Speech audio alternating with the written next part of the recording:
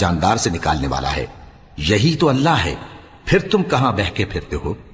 وہی رات کے اندھیرے سے صبح کی روشنی پھاڑ نکالتا ہے، اور اسی نے رات کو موجب آرام ٹھہرایا اور سورج اور چاند کو حساب کا ذریعہ بنا دیا۔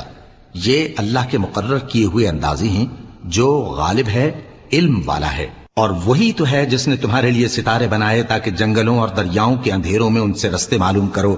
عقل والوں کے لیے ہم نے اپنی آیتیں کھول کھول کر بیان کر دی ہیں۔